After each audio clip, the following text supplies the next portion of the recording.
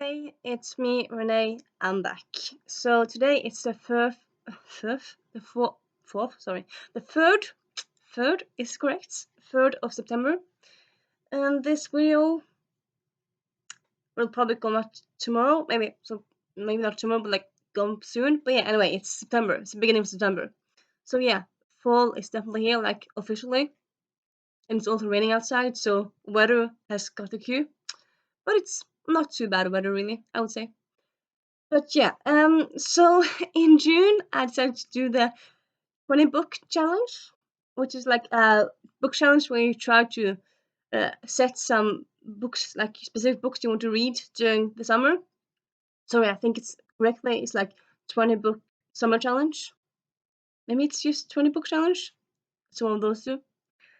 And Bree Hill did a video for it, as well as some other booktubers I can't remember at the moment, but yeah, I'll link them in doobly-doo. And I kind of was inspired by those.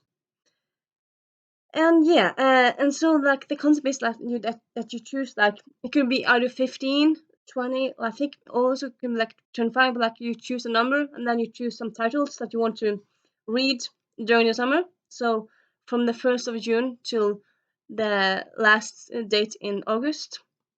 So yeah, it's officially over now. Officially. And yeah, so this is my TBR, sorry. This is my wrap up from that. And yeah, I didn't really read that much from the list. I read a lot during the summer. Yeah, I did that. It's not like I didn't read during the summer. I just read other stuff. So like these shouldn't really. It's a bit surprising in a way, because like these aren't really lots of titles that of books that didn't want to read. They were all books that I wanted to read. But there's so many cool books in the world, in my shelf, and in my book, in the audio bookshelf, and like everywhere. So like I got distracted, and yeah. So out of 20 books, you might ask yourself, Renee, how many did you read? Well, one, two, three, four, five. Sorry, 7. I DNF'd. I DNF'd 2 of those 7, so I finished 5. So yeah.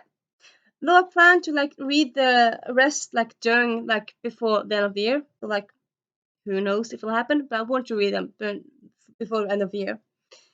But yeah, you must also ask yourself, which did you read? And also, which titles are they again? So I'm going to go through a list, and I'm going to tell you a bit about which ones I read, and what I thought about them, and yeah. So I have The Beholder by Anna Bright, DNF that one. I have the Rees Malcolm list by by Amy Spalding. I have Ink is Thicker Than Water by Amy Spalding again. I have Steelheart by Brennan Sanderson. Contender by Taran Matharu. I have One Italian Summer by can't remember the name of that. Yeah, Maggie. No, by someone. I'll link all this in the video, so don't worry. I'll link them all. I have the sorte greven, which is a Norwegian translation of the Black Count, which is a non-fiction account of the real person that inspired the Count of Monte Cristo. I have Fredrick Douglass, his diary, by himself, obviously. I have Team Human by Sarah Rees Brennan and Justine Larlabestier. I have Josie Griffin is Not a Vampire by Heather Griffin. Charleston in grukkedalen. That's one's over there somewhere. I don't remember the authors, but yeah, I'll also link it if I can find it. If not else, I'll just write the title. I have Hexall by Rachel Hawkins. Great Speeches by Martin Luther King Jr. A Song of Rage and Ruin by Mary A. Pearson. No, sorry, that's not the author. Who's the author? Someone is the author. I'll link them in doodle. And Rebel Woman Who Dare by Beverly Jenkins. Band Sinister by K.G. Charles. Tarnished Are the Stars by Rosie 4. A Little A Little Light Mischief by Cat Sebastian, To Lahore with Love by Hina Belitz, and Of Fire and Stars by Audrey. Can never remember her last name, but yeah, Audrey someone. And yeah, so of all those, I finished, as I said, 5 and started 7. The ones on DNF was The Beholder, as I mentioned earlier, and also A Little Light Mischief. A Little Light Mischief by Cat Sebastian. That one is a historical lesbian romance. It's also a novella. I had it on audiobook, and I thought like this seems like fun, interesting. I started, and yeah, even though it's like you think like, why would you DNF a novella? Yeah, I listened like and I think maybe like half an hour, maybe like 3/4. I didn't really get into it. I didn't really care for the characters. I thought they were fine, but they weren't really. It didn't engage me.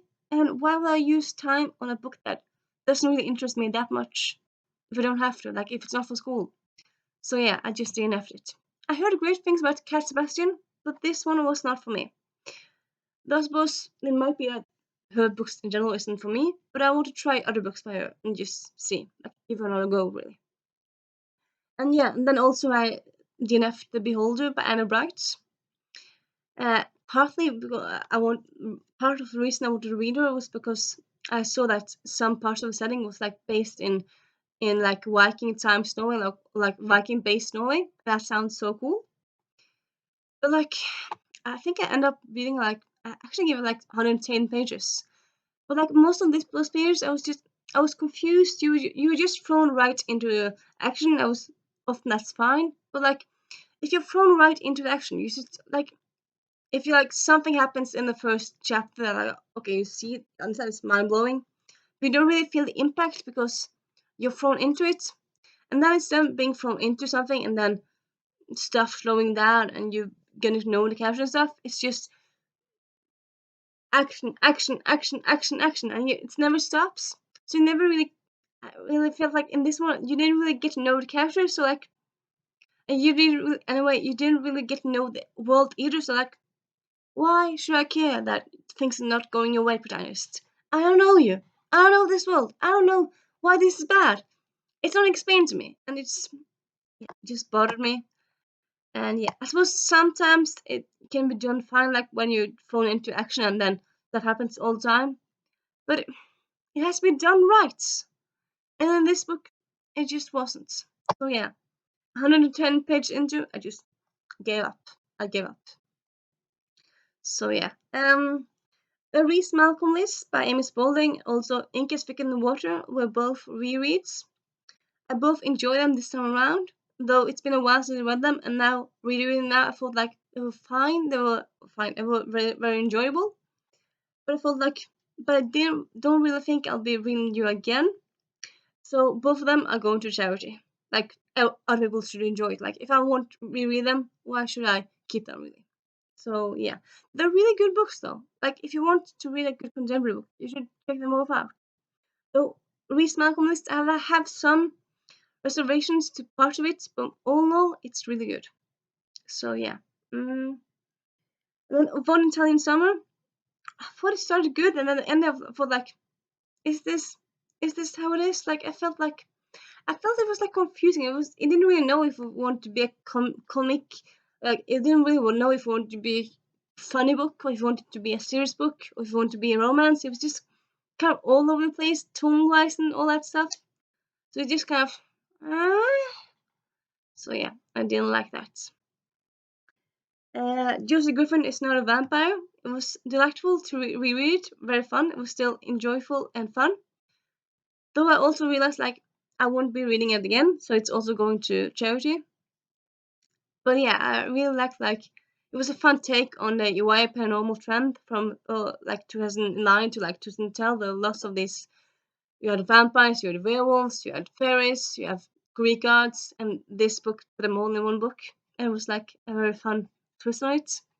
And yeah, there was some stuff like, aren't you a bit childish now? And like, also it was fun because okay, the book came out in 2012, so the reference iPods, like, oh, iPods. That's a thing of past, isn't it? So that was quite fun, really. Yeah. And yeah, rereading Hegedal was very enjoyable. Still very much enjoy it. I do have like a bit of twist for that one, and I'll talk to you about it in a future video I have planned. And yeah, I don't really, is that really that much more to say then, really? I thought about the ones that I read, that I started to read, didn't read. Yeah. A lot of these I want to read before the end of the year. That's supposed, maybe I won't read, get to all of them before the end of the year, but I want to try at least a few of them, like at least half of them before the end of the year. Hopefully that happens. And yeah, that's really a fun little video. And you know what? I just kind of realized I'm putting this out today. So yeah, you'll see it today. Same day I filmed it. Fun! You'll have fun by it. And bye.